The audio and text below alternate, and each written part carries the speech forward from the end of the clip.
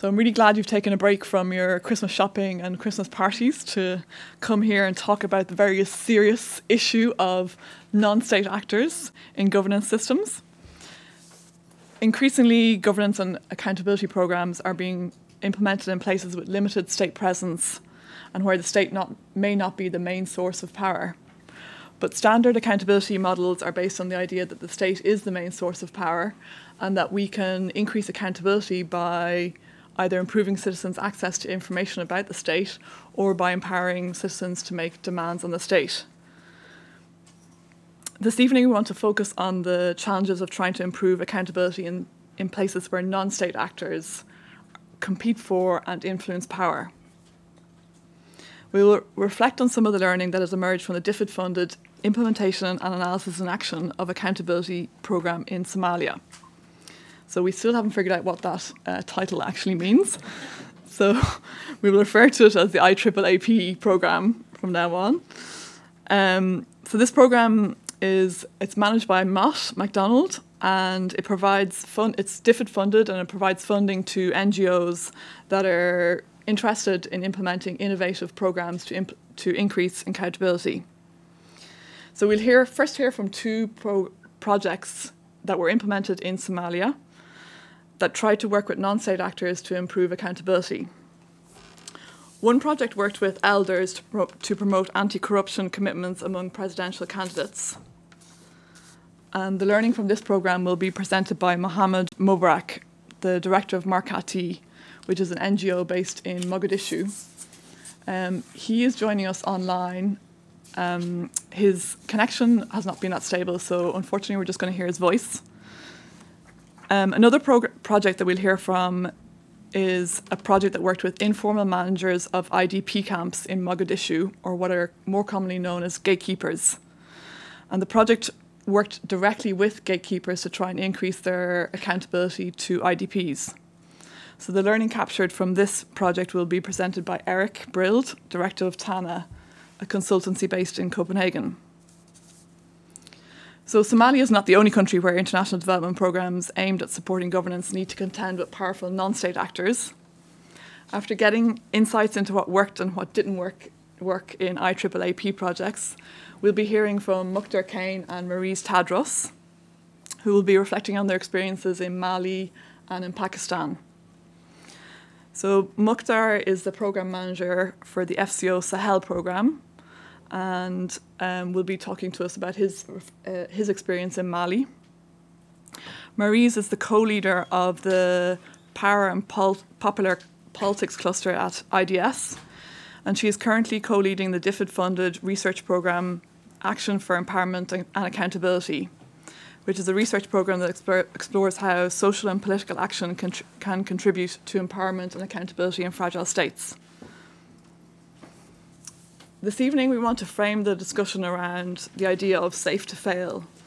So in a lot of these discussions we often talk about our successes, but what we want to encourage here is the space to also talk about our failures, because through talking about our failures we can really learn about what works and what doesn't work.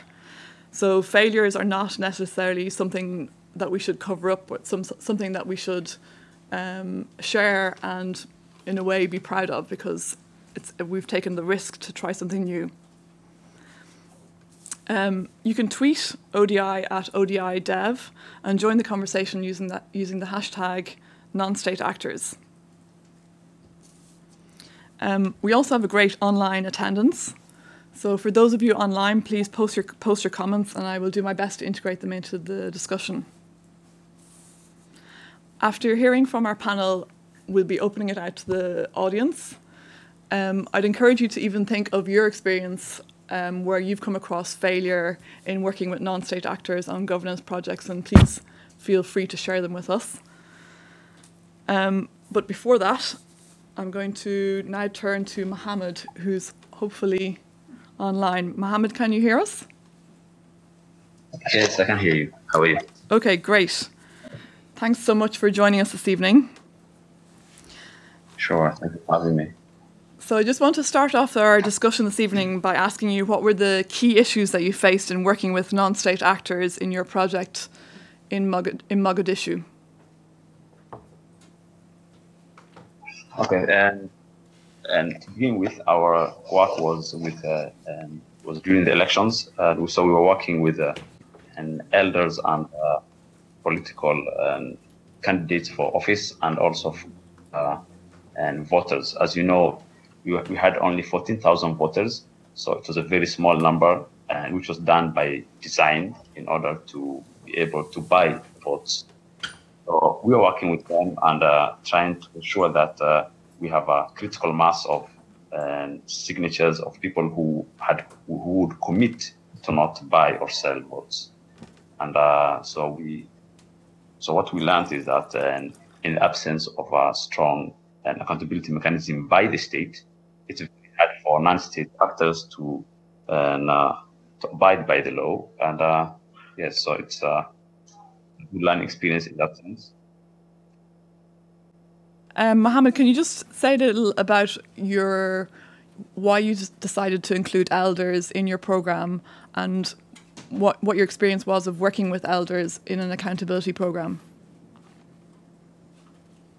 Okay, so the elders were the people who were selecting the voters, and it was a very pseudo-democratic exercise and done in order to gain some legitimacy for the government, but there was no general election, so the elders were picking out the voters. So if the elders vote, you will select voters who will vote for whoever buys him. So that's why we had to include the elders, and they are the fundamental unit of the political system in the country. So we had to include them, and they are, of course, they are non-state actors. They are held accountable by no one, and in most cases they are not elected, and they take the job based on lineage, and in most cases.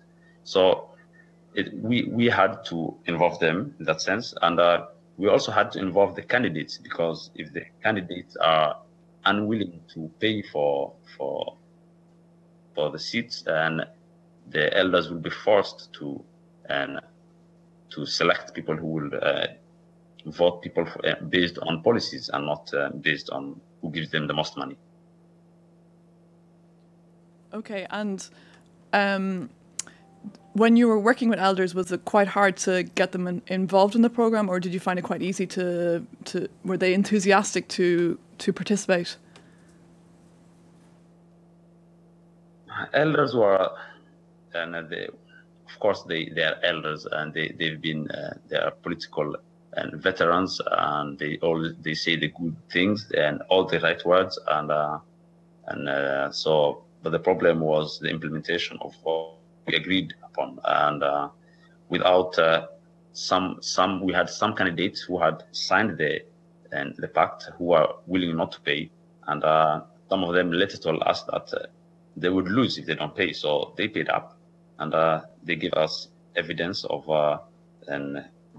vote buying and everything, and so which takes us back to the fact that without strong state institutions, and non-state actors will continue to be held unaccountable, because although we had the evidence and everything that was going on was provable, there was no way to hold anybody accountable. So while they were enthusiastic about participating in the program, ultimately they were unaccountable. So it was very difficult to increase their accountability. Is that what you're saying? Yes, that's what I'm saying. It's because the state itself is fragile, and the reason we went to work with them is because of the fragility of the state, and there's no other strong accountability mechanism, and and they are the fundamental political unit, and so we had to involve them, and yet we could not hold them accountable. Nobody can. Right. So just to give a bit of background, so Markati were trying to increase the accountability of politicians in the election campaign by asking them to sign integrity pacts. And they asked elders to also sign pacts to commit to anti-corruption measures because they felt that elders were very much part of the system of corruption. Mohammed, thanks very much for your contribution. We'll come back to your work in Somalia, but we'll just turn to Eric to hear a little bit about your work with gatekeepers in Mogadishu. All right, thank you. In short, the whole gatekeeper phenomenon in Mogadishu is based on the fact that there is no access to formal IDP settlements, right? So in Mogadishu, you have approximately 2 million inhabitants, roughly. You have 500 to 600,000 internally displaced, or what is classified as internally displaced.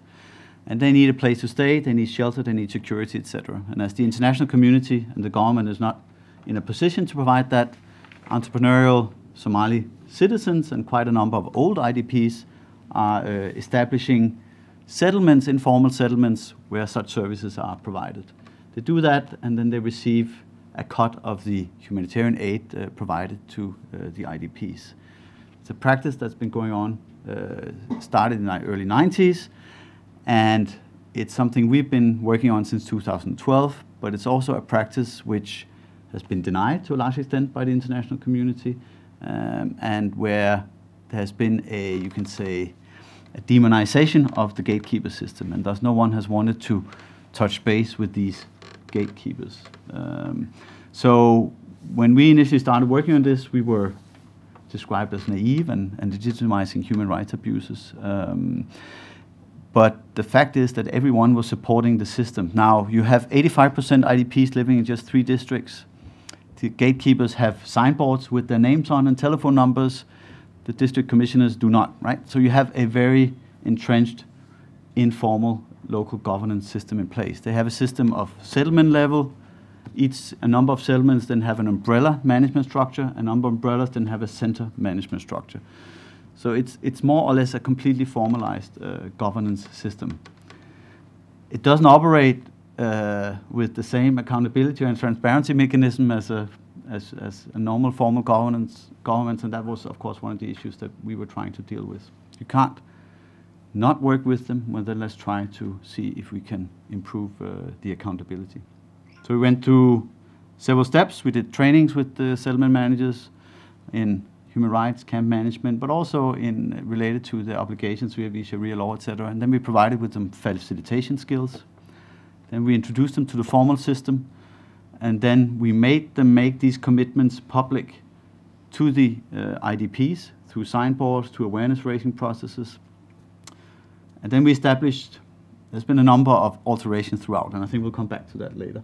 But we established some monitoring committees where the formal government was chairing local government to assess whether these commitments were being held and where the IDPs were heard and had a voice as well. So it's a small process towards incremental accountability improvements, you can say. And what would you say were the issues that you faced in working with the gatekeepers? A number of issues. In addition to sort of what you can say, the initial stigmatization, obviously the political economy around the gatekeeper system is extremely complex. And even though we worked with it from 2012, we've had to constantly reassess and learn as we went along. And also understood that we've had to change our approach as we went along. So that's on the one hand. On the other hand, of course, our major challenge has been how do we not legitimize, you can say, bad practices or practices we do not want to see? How can we ensure that we improve accountability and transparency without enforcing a what some see as a predatory system? And did you also face a problem where if your work with a gatekeeper was not changing his or her behaviour, that there was no one above that gatekeeper that you could go to, because they're not part of a formal structure? Yeah, they're not part of a formal structure, but they are. What we found was that the gatekeepers need to legitimize the role. They are not just dictators in their own environment. They are depending, it's very much a replication of what we see in many rural Somali societies. They need to facilitate services. That's where they get some of the legitimacy from. Then they need the right links with the local clan leadership in that area, who also has the links to the local militia. But they can't behave in any way they want. So they are actually, to some extent, downwards accountable. What we've been doing is trying to make them more upwards accountable as well as downwards accountable. So upwards accountable to who? To the local government system, which also has its legitimacy issues in Mogadishu, because you haven't had elections and you have a clan bias in the local government structure. But nonetheless, if we don't move towards a degree of formalizations, then you can't really have accountability systems in place as such. Yeah. So one of the big issues that in our research on working with non-state actors to improve governance is that non-state actors are often part of exclusionary institutions. So, for example, elders in Somalia exclude women, absolutely, and also exclude youth.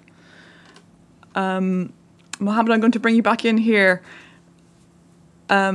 Considering that elders are exclusionary, do you still think it was worthwhile Markati working with them, even if it meant that they were not reaching women and youth?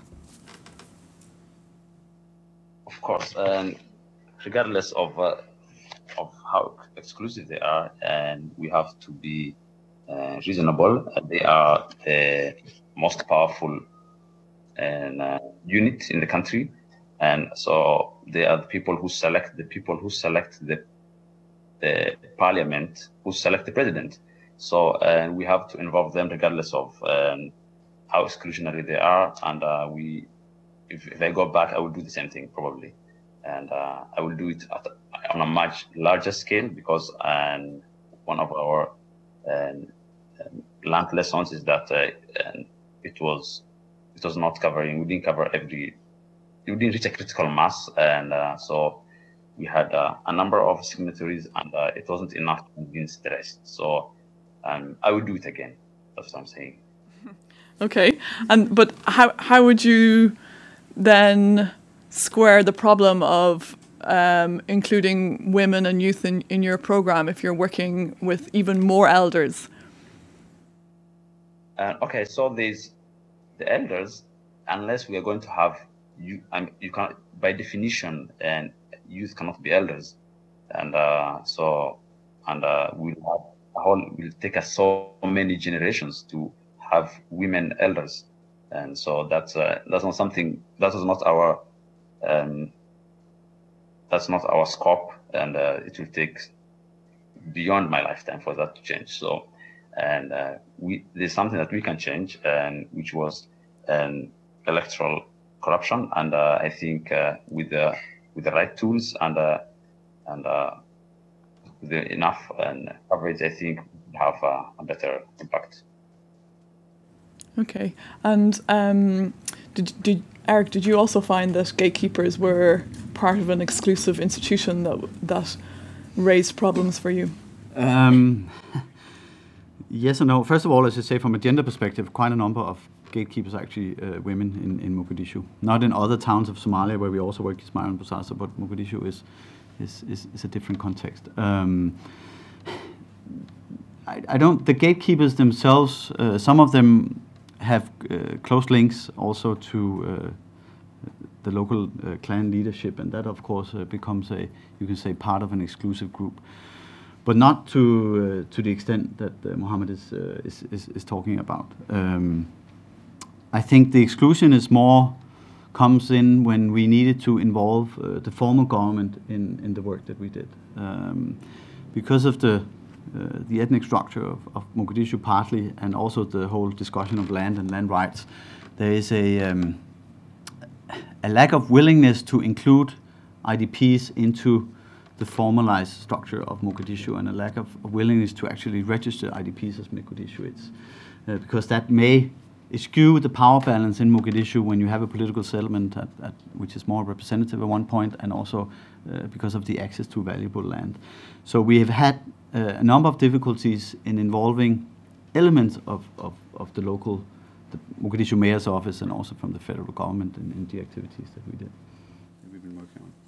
And so you mentioned that the exclusion actually became more of an issue when you involved the local government. Could you explain a little bit more? Yes, at different levels. You can say, if you look at the local government at the decentralized level, so the district commissioners of the 17 districts where we were working, 3 of them, they were very interested in what we did and have actually been very supportive, because their main concern is actually control and security. And it's a long story, but most of the current settlements, they don't have normal access to. They had some years ago, but there have been evictions, etc. So they wanted that access, and they wanted a better overview. But if you move up to the Grenadier Regional Administration or the Mayor's Office, then it becomes more politicized, and it also so in the federal government. There are a lot of supportive elements there as well, I should say. It's not a one-sided story. Okay, interesting. And would you say that can we call it an institution of gatekeepers? Sorry, if they're an institution, yes. Can we call it an institution? Oh, I think so, definitely. Yeah. No, yes. And would you say that there are differences in the form of exclusion between, like, say, for example, the more customary institutions such as elders and gatekeepers? Or do gatekeepers, in a way, mirror the traditional hierarchical structure? They mirror very well the traditional hierarchical structure. Of course, they are more powerful in some extent because they do have the backing of the local leadership in that area, the owners of the land, formal and informal owners of the land, and the local militia. But they mirror very much they work together with the camp committee, which is usually mirrors very well the council of elders that you will see in many rural communities as well. They have to operate with them, they use them, and the different services provided are assigned to different levels of management within the settlement, and they operate according to the traditional Somali law when providing penalties, etc. So in that sense, it's just a mirror of what we see in, not just a mirror. Of course, there are nuances, but nonetheless. Yeah. So interesting. So it seems that while non-state actors, it's important to work with them because they are powerful. They often hold a lot of legitimacy in these environments that we're working in, but then they're part of institutions that are fundamentally exclusionary, whether they're customary institutions or institutions that are forming and evolving and mirroring to a certain extent the traditional or customary institutions. I guess you can say so. As mentioned, there are nuances, and because you have newer settlements, etc., you have a less cemented power structure than you would have in a village that has been in the same place for many years. Plus, it's a more metropolitan context, and you have usually more of a clan mix in many of these settlements, and that provides, you can say, a different scenario. Yeah. Okay, very interesting. I'm just going to broaden out the discussion now and turn towards Maryse, who has, as I mentioned, been co-directing this large DFID-funded accountability program at IDS. Maryse, do these issues that Eric and Mohammed are raising, do they resonate with your findings from your research? Well, our program is still very early on. This is a program that's called Action for Empowerment and Accountability, and it looks at the question of what does collective action look like in fragile settings, and settings, not countries, because sometimes you have part of a country that is fragile, but other parts that are not. So it's interesting because we have a very varied set of countries. We have Egypt, Myanmar, Pakistan, Nigeria, and Mozambique. And each of them have very different power configurations of what fragility means. But it's very relevant to the work that you're raising, Alpha, because when we looked at fragile contexts, the 3 things that resonated very strongly is the idea of fragmented authority. That authority, either within the same political order, is fragmented within competing actors within the same system, or it's fragmented between national, subnational, and local, with different power holders having a subset, or that there is direct conflict between state and non-state actors over different terrains or different issues. And the second thing that is also very relevant to the question of non-state actors is contested legitimacy. It's not that one actor has legitimacy in one part and the other not. It's just that legitimacy is constantly being contested. It is up for grabs. And the perceptions of what is legitimacy and not will vary from one non-state actor to another. And the final point is what I would call amoebic governance. I don't mean to get into biology, but amoebic in the sense that it's very volatile and it's constantly changing. You know, like an amoeba, where, you know, it sort of takes over and then it sort of takes back. And I think that was one of the things that we noticed about its dynamic nature. Now, one of those 5 countries, one of the countries that perhaps I'd like to focus on, because they're so different in terms of the issues for non-state actors, is Pakistan. Now, of course, this is also to say that this is a consortium comprised of many different actors, including PASCAR in Nigeria, which is a network of scholars. It includes Ideas and Collective in Pakistan, who are our partners. It includes ITAD, and it includes the Center for Accountability Research at the University of Washington. I just want to emphasize that because we all, you know, work together. And it includes ITAD here in the UK and Oxfam, Great Britain, working in Myanmar. Now, looking at the work of my colleague Aisha Khan, and please come and see me if you want any references for her work. They're fantastic stuff, where she was looking at what did it mean for international actors in Pakistan to be supporting the jirgas.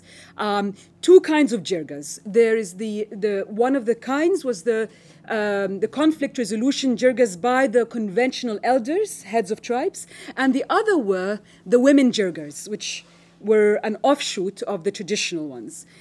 And she noted a number of things. She noted, first of all, that international actors believed that there was a vested interest in investing in these types of non-state actors because they wielded so much power in rural Pakistan.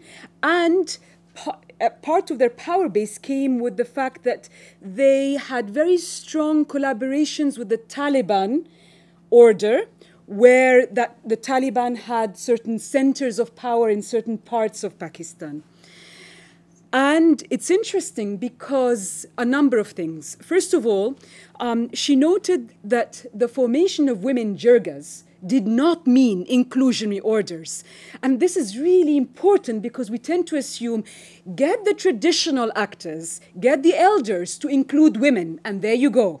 It'll become progressive. But what she showed is actually the women jirgas were perpetuating the same kinds of highly exclusionary forms of practices.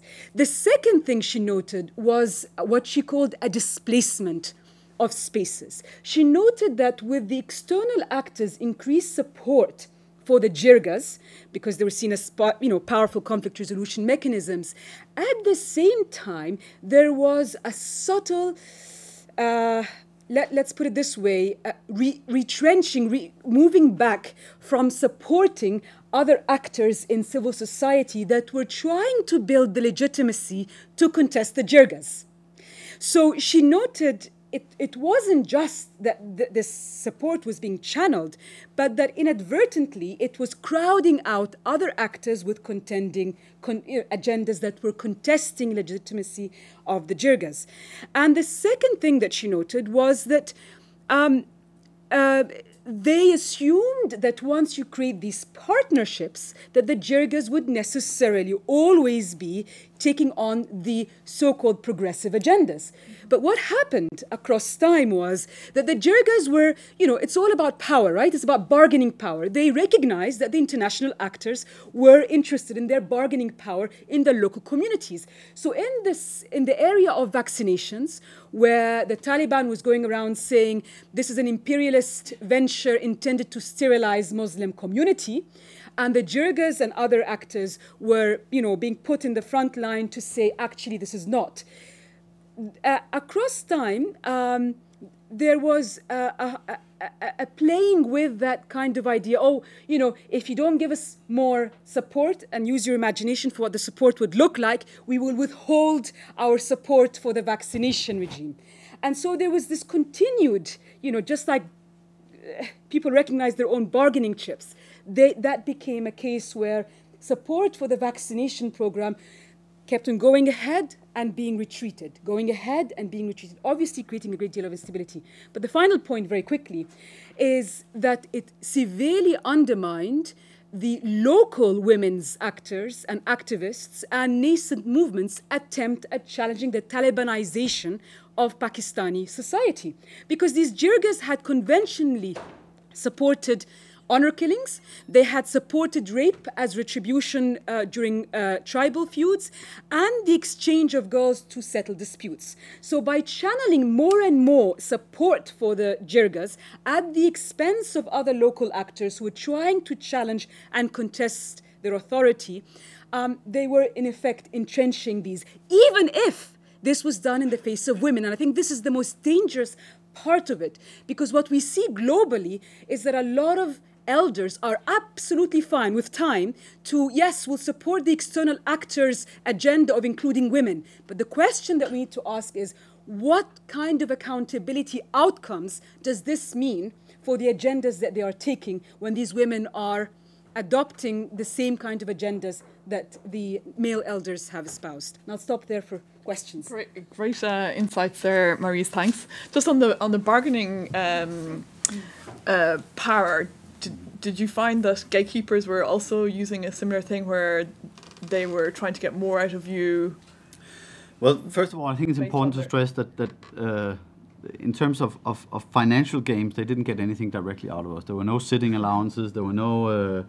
no, but I mean, I think this is important. There were no per diems paid. Nothing was paid. So it was only in their own self-interest to participate in this. But of course, they participated because we could facilitate links to the local government. We could facilitate links indirectly to the NGO environment, which was part of a process of enhancing their legitimacy among the IDPs. So that's the challenge, of course. But there wasn't a lot to threat with. I mean, in our case, right? It's not that if you don't do... I mean, this is in their own self-interest. So what they did, you can say, they were slowly, I would call it, impounding accountability with the local government, but in that process then gaining links and access to other facilitation sources, so to speak. And in a way, using the program to increase their legitimacy in the... Well, that's, of course, that's what happens as part of this, you can say. Yeah. Their existence depends on their ability to facilitate links and eventually humanitarian aid as well. And thus, that is their interest in being involved in this. Maurice, you touched a little bit on legitimacy at the start of your short presentation, and you emphasised the fact that legitimacy is constantly being contested. Do you think there are signs that the non-state actors that you were working with, or that were benefiting from programs, were benefiting from increased legitimacy through those programs, or do you think there was a different dynamic going on in? I think it sort of varied. I think in the case of Pakistan, the work of my colleague Aisha Khan was mentioning that it's not so much that their legitimacy was increasing, but their power was increasing, that their scope of influence was increasing. And the problem, she noted, is that this emanated from an external actor's discourse which dichotomized traditional versus non-traditional. So the traditional came to mean authentic, grassroots, legitimate, grounded, and anybody else who wasn't part of what was seen as traditional was seen as Western, elitist, foreign, urban-based, non-grassroots. And it's interesting because then when we looked at some of the discourses that were also featuring in the work on displacing local women's rights activists in Nigeria and Egypt, the same pattern came. So there's this false dichotomy where you're either traditional and authentic, or if you don't belong to that group, that clique group of elders, then you must be Western, elitist. And there is a reason why this happened, is because historically in development, at the very early stage, 40 years ago, say, you did have a problem in which Western actors only worked with those who are in their own image. So either they helped in establishing their own civil society organizations in many countries abroad, which sort of had the very Western veneer to them, or they engaged with the donor darlings, those that were able to, write the most brilliant proposals, but who had no constituency on the ground. And so what happened was the pendulums, went from working with these to saying, oh no, hold on, we've gotten it all wrong. We must go grassroots. We must go and work with the traditional. And that pendulum, now is sometimes, and without generalizing, in certain spaces, through certain actors, through certain programs, as opposed to a generic phenomenon, swung to the other side, where if you want to work with something that is authentic, you work with the traditional. And of course, the problem with that is, in reality, those dichotomies are very artificial. They do not exist. Elders and traditional leaders have aspects which are very modern, and which, they may use certain aspects which, are constantly changing. They're not. And of course, the question of authenticity, well, who determines authenticity? Who is the guardian of authenticity? Who can say something is culturally embedded or not, since culture is constantly changing? So what we found is it's not just the practice that was delegitimizing by displacing the actors, it was the rhetoric, the discourse of binaries and dichotomies that simply don't exist on the ground, because local women's rights may be seen as authentic in some regards, and may be challenged on other regards. And the same thing for elders. They may be seen as legitimate and authentic in certain areas, and seen as actually quite marginal to the power dynamics on the ground in other areas.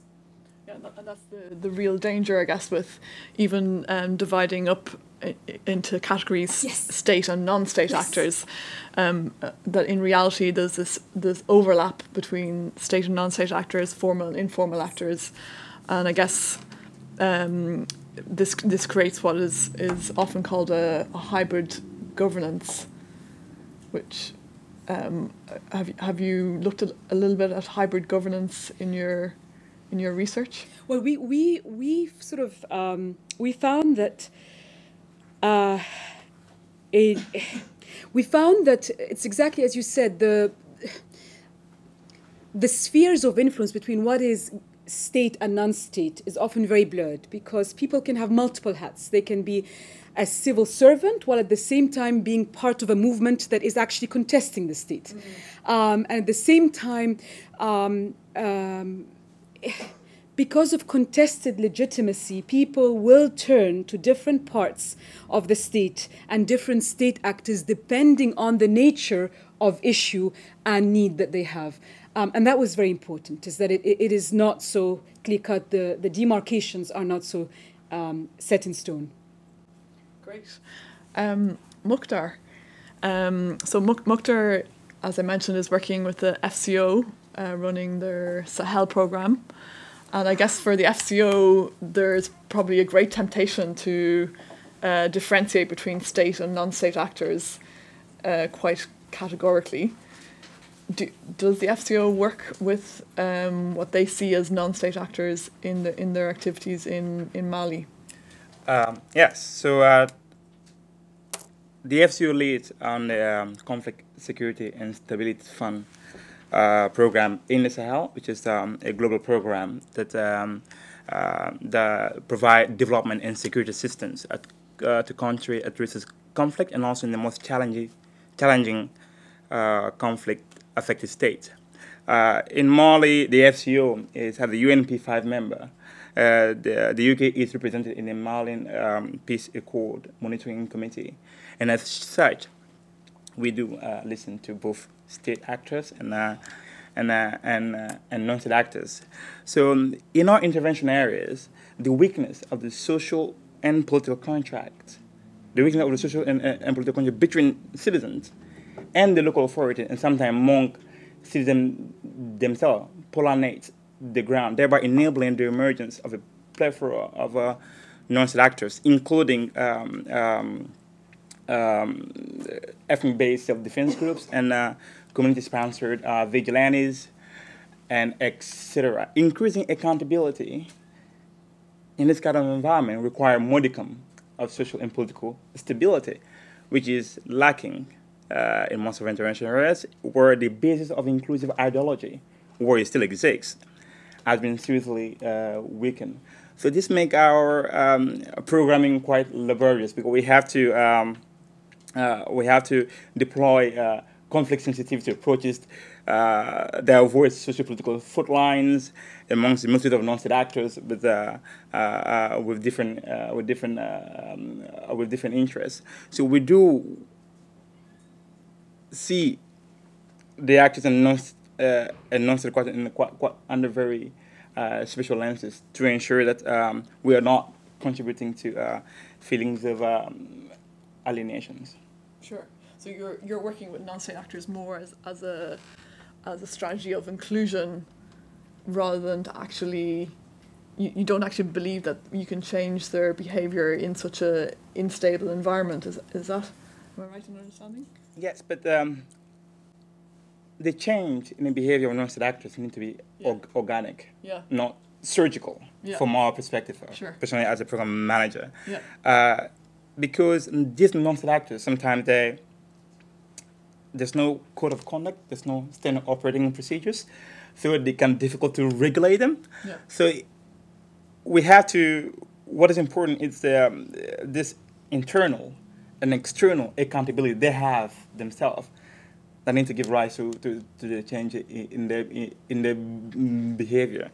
Let's take a case, for instance, of non-state actors in the security sector, which some of our sister programs in Nigeria work with these non-state actors in its security sector. So if we help increase the legitimacy of the non-state actors, the risks of actually monetizing that legitimacy, as Maurice was mentioning earlier, being used to increase the scope of influence among other actors is very real. So in that case, the most important thing here to really try to look at is to ensure that our change in behavior is much more organic and done actually surgical. Okay. And so what strategies would you use, for example, to try and incentivize change in non-state actors' behavior in the security sector in Nigeria? I guess what I wanted to mention as a conclusion of my intervention right now was just basically to show that to an attempt to incentivize non-state actors is really a lottery. Because of, and I mentioned earlier about the security sector, the allegiance in political loyalty, for instance, let's say in Nigeria or in the Sahel, the membership of this group are quite dynamic. And to the risks, having to increase the legitimacy of this particular group, or let's say in the case of the Sahel and Mali in particular, you increase the legitimacy of this group, and the next morning, the members of that group may join actually another group that you are opposed to, or a more violent group, either by choice or by means of protection against threats, that existential threats this person actually face in their environment. So the strategy really is to ensure, because we're not, I know in the UK, for instance, as I said, we're seen as a government actor, but when you go to our intervention area, we have to acknowledge that we're also operating in territories under completely different jurisdictions. So our actions are quite very limited by the laws and by the realities of the ground. And we're not trying to say, well, this is exactly how we want to change it, table around, but we'll work much more with the local authorities as a kind of partners in ensuring that the situation is addressed to the best of everyone's interests without actually excluding another group.